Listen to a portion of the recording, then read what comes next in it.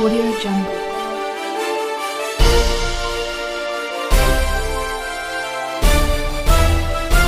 Audio Jungle. Ram Ram साथियों, नमस्कार साथियों Vinayak coaching Palsana YouTube channel पर आपका फिर से स्वागत करता हूं। साथियों, एक बार फिर से मैं आपके लिए हाजिर हूं एक नई क्लास को लेकर। साथियों, पिछली क्लास में हम व्यंजन संधि के बारे में जानकारी ले रहे थे। व्यंजन संधि में हमने 3 नियम पढ़ लिए थे। तीनों नियमों की जानकारी लेने के बाद अगला नियम हम पढ़ रहे हैं, नियम नंबर 4। साथियों, पिछली क्लासें अगर आप रेगुलर देख रहे हैं तो आपको ज़रूर आगे की जो संधियां हैं वो समझ में आएगी। नियम नंबर 4,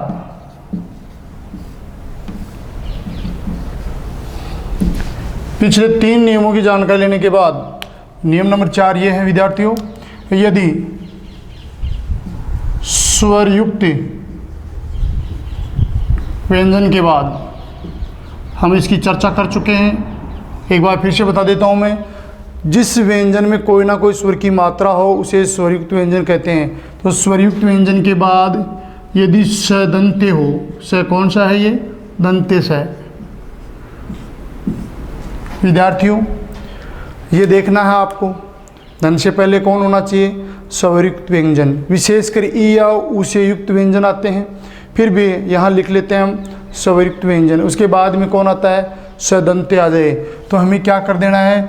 इस दंते से को स मूर्धन्य में बदल देना है। किस में बदल देना है? बदलना किस में? मूर्धन्य स में। जो भी स में इसमें मात्रा लगी हुई होगी वही मात्रा यहाँ लगी हुई आएगी। तो नियम नंबर 3 क्या है? स्वरयुक्त व्यंजन के बाद स दंते आए तो स मूर्धन्य हो जाता है। कौन सा स हो जाएगा? मूर्धन्य स हो जाएगा। जैसे वि धन सम। ध्यान देना विद्यार्थियों, नियमानुसार शब्दों में चलेंगे। धन से पहले आप देख रहे हैं स्वरयुक्त व्यंजन है, धन के बाद आप देख रहे हैं स। कौन सा स है? दंते स। इसको बदल देंगे किस में? इस स में। यानी ये कौन सा स है? मूर्धन्य स है। कौन सा स है? ये मूर्धन्य स। तो जो मात्रा अर्थात ये स अस्वर है तो उस स में भी अस्वर आ जाएगा। तो शब्द क्या बन जाएगा? विषम। शब्द क्या बन जाएगा? विषम। ऐसे ही वि धने साध, वि धने साध। तो नियमानुसार स को किस में बदल देंगे? स में। आ की मात्रा लग जाएगी तो सा, तो क्या शब्द बन जाएगा हमारा? विषाद। ऐसे ही अगला शब्द है नि धन सिद्धि। नि धन सिद्धि। देखो विद्यार्थियों, स में ई की मात्रा है तो ये स में ई की मात्रा लगा दी जाएगी। तो क्या बन जाएगा? नि सी ध। शब्द क्या बन जाएगा? निषिद्धि। ऐसे ही विद्यार्थियों, अभिधने सेक। अभिधने सेक। देखो यहाँ पर स्वरयुक्त व्यंजन है स, ये स बदल देंगे, एक की मात्रा हो जाएगी। शब्द क्या बन जाएगा? अभिषेक। शब्द क्या बन जाएगा? अभिषेक। ऐसे ही शब्द है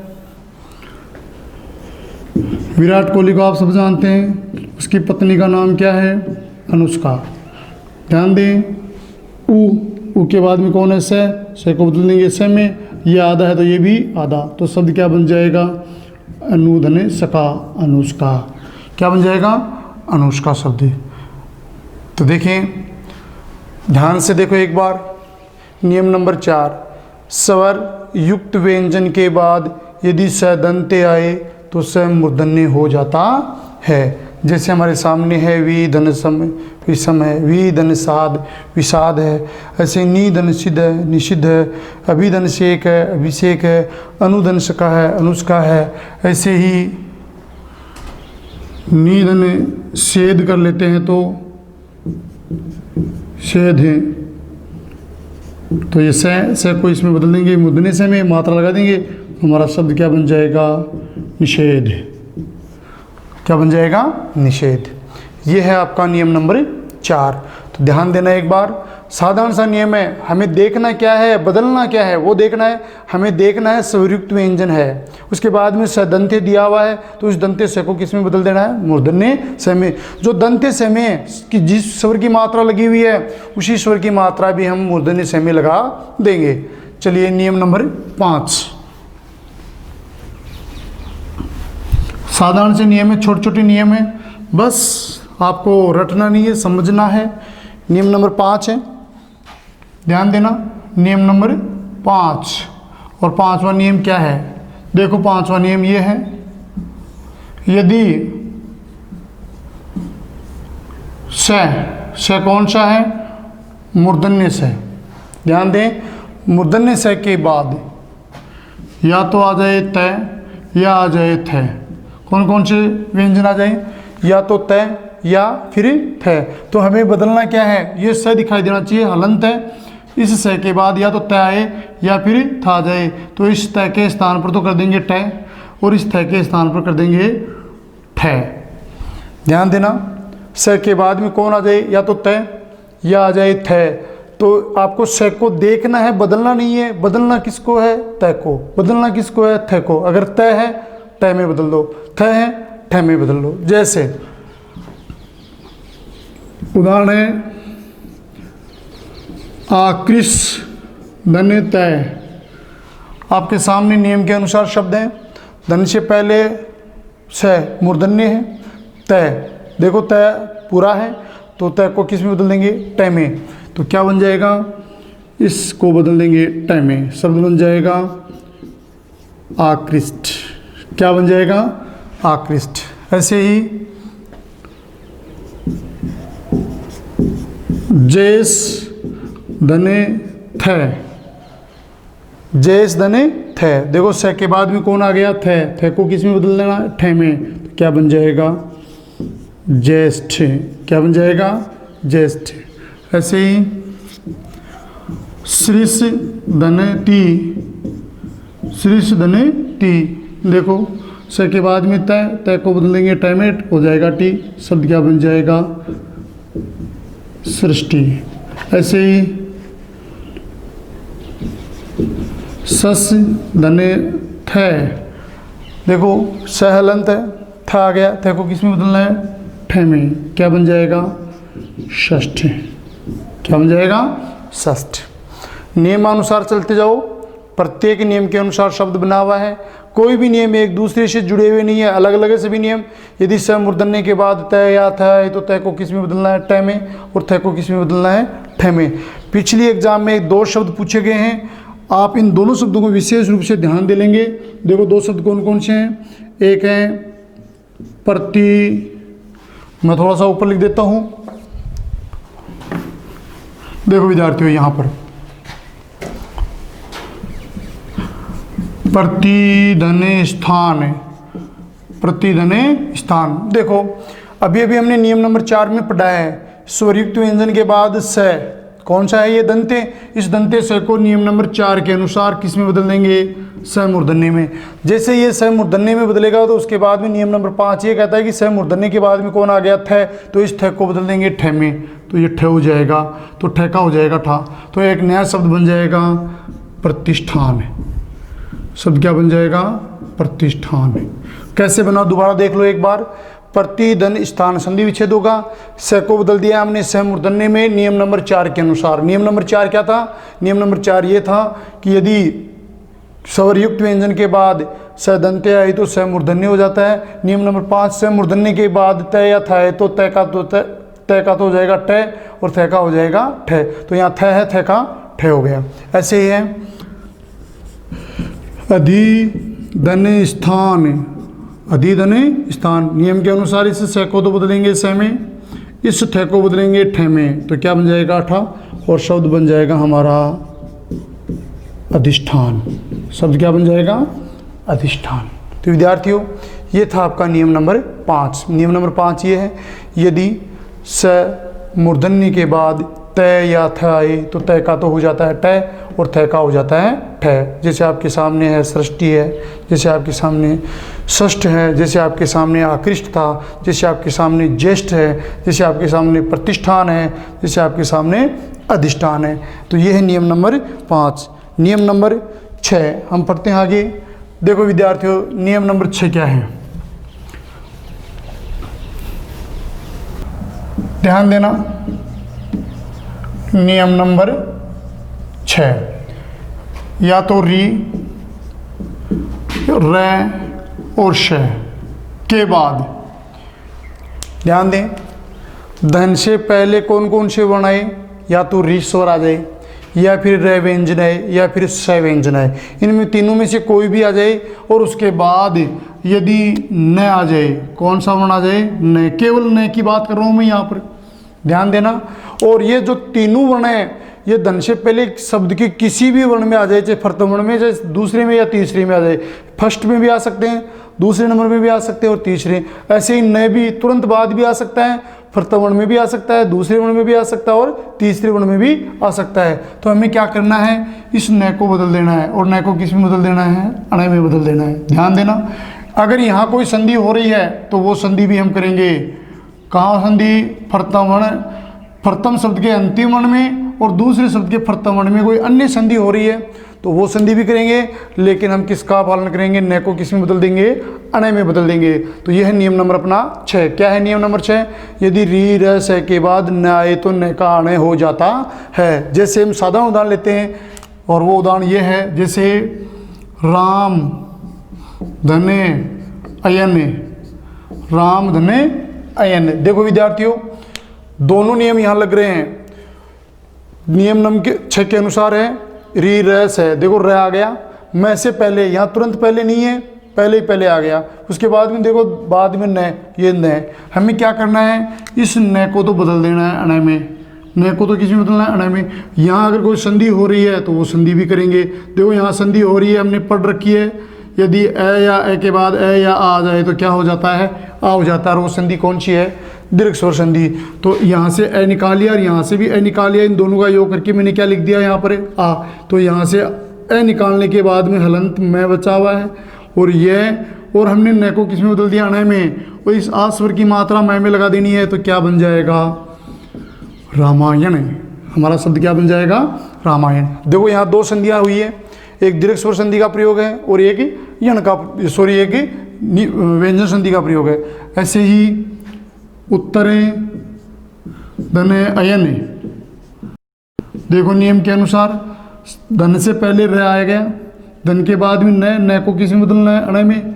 तो यहाँ तो दो संधि हो रही है, यहाँ अ है, आगे भी अ है, इन दोनों का योग करे तो क्या हो जाएगा, आ। तो क्या बन जाएगा, उत्तर हलंत, और आगे यह न को हमने बदल दिया अण में और इस आ को जोड़ देंगे र के साथ, तो शब्द बन जाएगा उत्तरायण। हमारा नया शब्द क्या बन गया, उत्तरायण। चलिए विद्यार्थियों, इनके अलावा आप शब्द लेते हैं साधारण इसी संधि के उदाहरण, जैसे प्रधने नेता, प्रधने नेता। देखो र के बाद में न का हो गया अण, तो क्या बन जाएगा, प्रणेता। क्या बन जाएगा, प्रणेता। ऐसे ही शब्द है विद्यार्थियों, किश धने ना, कृष धने ना। देखो विद्यार्थियों, से क्री भी है, से भी है, और न को बदल देंगे अण में तो क्या बन जाएगा, कृष्णा। ऐसे ही पोष धने अन्य, पोष धने अन्य। देखो विद्यार्थियों, स हलंत है, अ पूरा है, इन दोनों का योग करेंगे तो ये अ की मात्रा यहाँ लग जाएगी और न को बदल देंगे अण में तो क्या बन जाएगा, पोषण। क्या बन जाएगा, पोषण। ऐसे ही विद्यार्थियों आगे लेते हैं, प्रधने आंगन। ध्यान देना विद्यार्थियों, ए आगे कौन है, आ, दोनों का योग करें तो क्या हो जाएगा, आ। हमारे पास न है, न को किस में बदलेंगे, अण में। एक दीर्घ संधि के तहत ए या आ बराबर आ, तो क्या बन जाएगा, प्रांगण। क्या बन जाएगा, प्रांगण। ऐसे ही पूरा धने न का हो जाएगा अण, तो शब्द बन जाएगा विद्यार्थियों पुराण। क्या बन जाएगा, पुराण। तो देखो विद्यार्थियों, नियम नंबर 6, यदि री र स के बाद न आ जाए तो न का हो जाता है अण। ये री र और श कहीं भी आ सकते हैं, यानी शब्द के प्रथम वर्ण में भी आ सकते हैं, मध्य में भी आ सकते हैं और अंत में भी आ सकते हैं। ऐसे ही न किसी भी शब्द के प्रथम में भी आ सकता है, मध्य में भी आ सकता है और अंत में आ सकता है। लेकिन हमें बदलना किसको है, न को देखना है और न को किस में बदल देना है, अण में बदल देना। अगर यहाँ कोई संधि हो रही है, अर्थात प्रथम शब्द के अंतिम वर्ण में और दूसरे शब्द के प्रथम वर्ण में कोई अगर संधि हो रही है तो वो संधि भी हम करेंगे। जैसे यहाँ संधि हो रही थी, दीर्घ संधि है, यहाँ पर भी दीर्घ संधि हो रही रही है और प्रांगण में भी दीर्घ संधि हो रही है, तो दीर्घ संधि भी करेंगे, साथ में न को आने में भी बदल देंगे। इसे कहते हैं व्यंजन संधि का छठा नियम। इसे कहते हैं व्यंजन संधि का छठा नियम। अब चलते हैं व्यंजन संधि के 7वें नियम में, थोड़ा सा अलग है। देखो विद्यार्थियों, अब थोड़ा सा ध्यान देना, क्योंकि अब जो नियम आएंगे वो थोड़े अलग नियम आएंगे। हाँ, नियम नंबर 7। देखो विद्यार्थियों, एग्जाम की दृष्टि से महत्वपूर्ण नियम भी है। नियम नंबर 7 नियम, और नियम नंबर कौन सा है? 7 है। और 7वां नियम थोड़ा सा अलग है। अब जो नियम है वो अलग क्यों है, कैसे, वो भी बताऊंगा आपको। यदि तय के बाद, छोटे छोटे नियम है, यदि तय के बाद में कौन आ जाए? स। और ये स कौन सा है? स तालु से, स मूर्धन्य से, और द सदंते। आपको बता रखा है मैंने 3 स हैं, श श श। इस स का नाम तालु है, इस स का नाम मूर्धा है, और इस स का नाम दंत है। इस स का नाम क्या है? दंत। यहाँ मैं कौन से स की बात कर रहा हूँ? स तालु की बात कर रहा हूँ। धन से पहले त आएगा, धन के बाद में कौन आएगा? स आएगा। अब यहाँ दोनों बदलेंगे, यानी तय को भी बदलना है और श को भी बदलना है। यदि तय के बाद में स आ जाए तो तय का तो हो जाएगा छ, और श का हो जाएगा छ। ध्यान देना, यदि तय के बाद में कौन आ जाए? या स, तो तय को तो किस में बदलेंगे? छ में, और श को किस में बदलेंगे? छ में। तो देखो, तय हलंत है तो छ भी हलंत रहेगा, और श पूरा है तो छ भी पूरा रहेगा। अगर श में कोई भी मात्रा है, वो मात्रा किस में लगा देंगे? छ में लगा देंगे। जैसे तत् धन शिव। ध्यान देना विद्यार्थियों, साधारण शब्द ले रहा हूं मैं, तत् धन शिव। तो देखो, तय, तय के बाद में कौन है? स। तय हलंत है, तय हलंत है, बाद में कौन है? स स। इस तय को बदल देना है छ में, इस स को बदलना है छ में, मात्रा छी, मात्रा छी। तो क्या बन जाएगा? तय, ये मात्रा यहाँ लगा लेंगे, छ छ छी व। तो हमारा शब्द क्या बन गया? तच्छिव बन गया। ऐसे ही शब्द लेते हैं,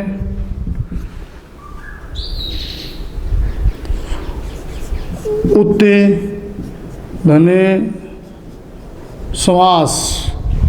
उत्ते धने समास। देखो विद्यार्थियों, तय, तय के बाद में कौन है? स। तय हलंत है, स भी आधा है, तो दोनों आधे हो जाएंगे। तय को बदल देंगे छ में, और इस स को बदल देंगे छ में। तय आधा है तो छ भी आधा है, तो क्या बन जाएगा? उ छ छ वा से। तो हमारा शब्द क्या बन गया? उच्छ्वास। ऐसे ही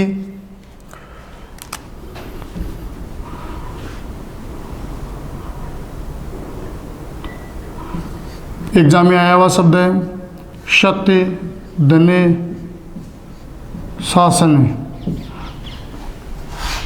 सत्य धने शासन है, एग्जाम में आया हुआ शब्द। देखें, देखो, तय के बाद में स, तय का हो गया च, स का हो गया छ, छ में आ, तो क्या बन जाएगा? स च छा स न, सछासन। नया शब्द क्या बन गया? सछासन। ऐसे ही सत्य धने शास्त्र, सत्य धने शास्त्र। अगला शब्द क्या है? सत्य धने शास्त्र।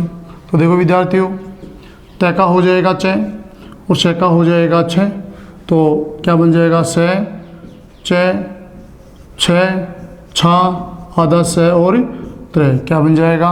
सछास्त्र। अब जो महत्वपूर्ण शब्द बनता है वो भी देख लेते हैं। एक शब्द है उत्ति धने श्रृंखल। उत्त धने श्रृंखल, ये इसी नियम का उदाहरण है। ध्यान देना, ये तय है, तय के बाद में स कौन सा है? यही स है। ये देखो, इसमें री स्वर की मात्रा लगी हुई है, इसलिए यही स है। तो देखें, तय का बन जाएगा च, स का बन जाएगा छ, री, ये री लगा दिया हमने, ऊपर अनुस्वार। जैसे स के ऊपर अनुस्वार लगा हुआ है, श के नीचे री लगी हुई है, तो छ के नीचे भी री, तो क्या बन जाएगा? उ च छ श्री अनुस्वार ख और ल। तो हमारा शब्द क्या बन जाएगा? उच्छृंखल। तो नया शब्द क्या बन गया? उच्छृंखल।